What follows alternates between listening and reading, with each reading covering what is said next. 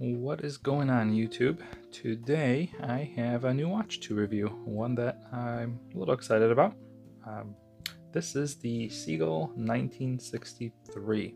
So it's a watch I'm sure most are familiar with, but what kind of got me by surprise is that it also comes in a bronze case. That's actually kind of the main reason I got it. So this watch was on my list of watches to try, and I also wanted a bronze watch, because I've never had one before, and this kind of checked off two boxes, so I jumped on it.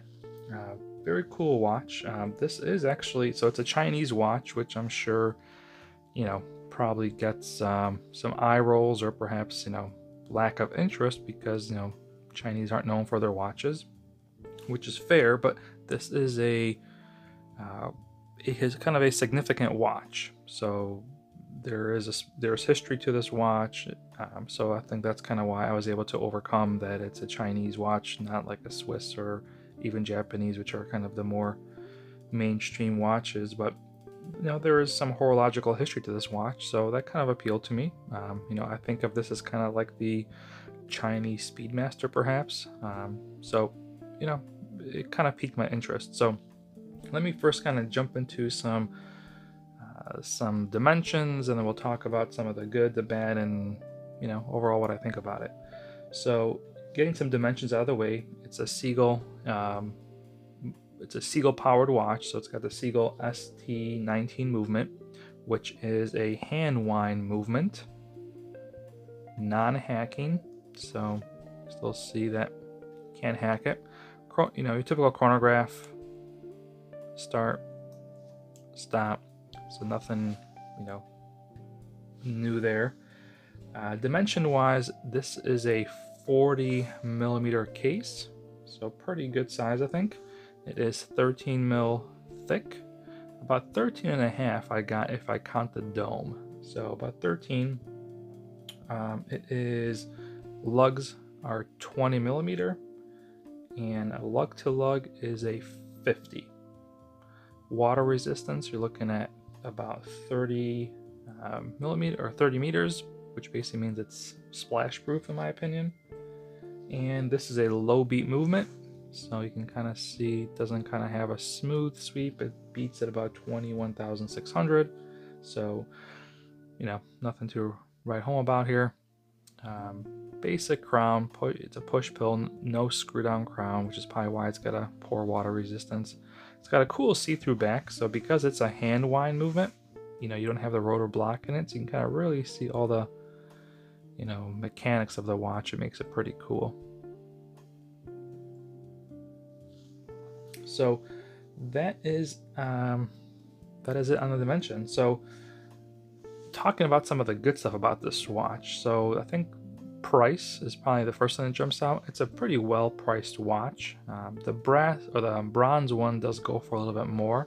I think I got this for all in with like tax and all the other AliExpress fees, I was in about like a little like $205. So I think the watch itself, I believe, is like $160, $170. So I think pretty well priced for a bronze case. Those usually always cost a little bit more. The other surprising good thing about this watch is the leather it came from. So the leather band that provided, I was super impressed with. I did not expect that you get a watch of AliExpress with such a nice high quality band. So this is a very, it's very thick and feels very waxy and kind of soft.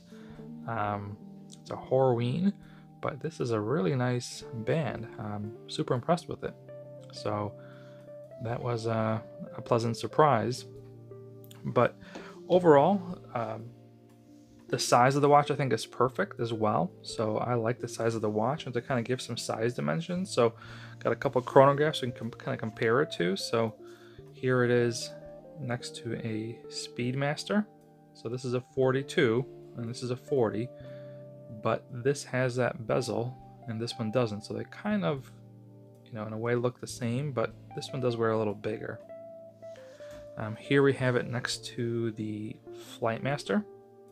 So the Flightmaster with its busy dial can sometimes be distracting, but this kind of gives you an idea of size for that.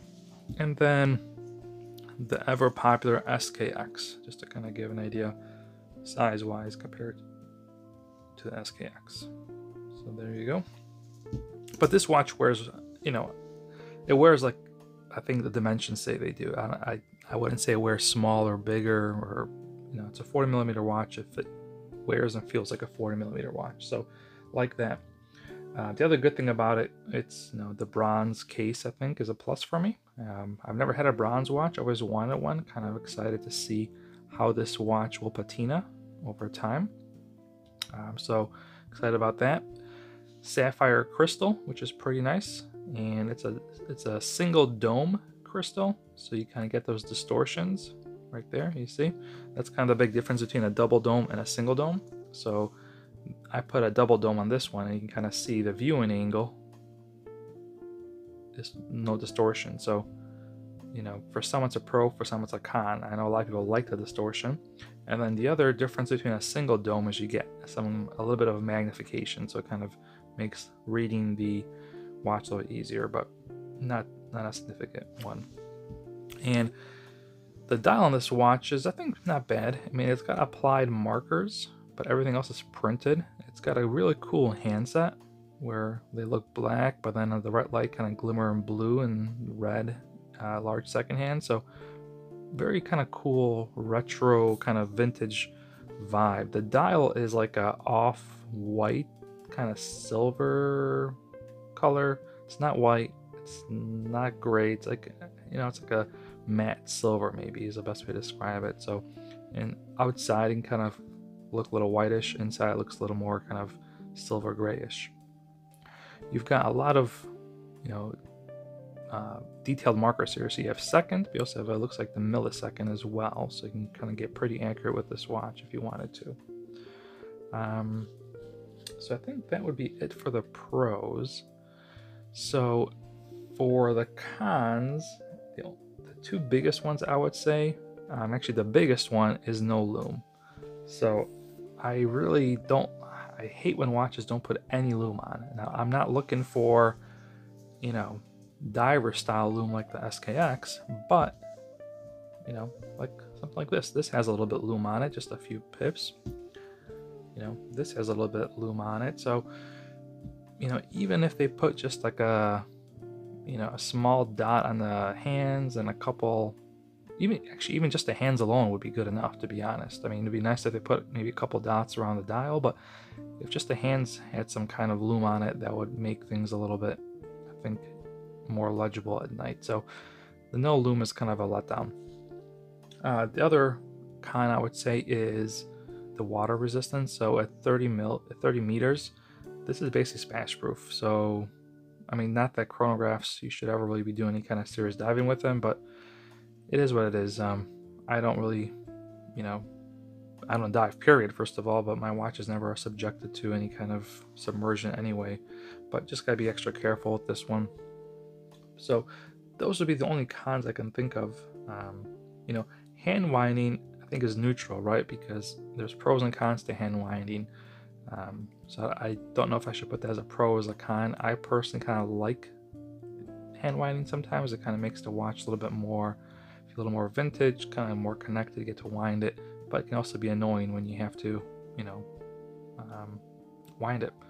So I have it off the leathers right now because I actually have put this on a NATO. So the leather is super nice, but, you know, I kind of like my chronographs on NATOs. So this is kind of what I've had. And I know this doesn't match. Unfortunately, I don't have any NATO straps with a bronze keeper. So, but I've been wearing it on this blue. I think it kind of works pretty well. That kind of matches the hands and the blue, and, you know, I think bronze and blue kind of go well together. So that's kind of how I've been wearing it. And let me kind of get a wrist shot here before we end this video.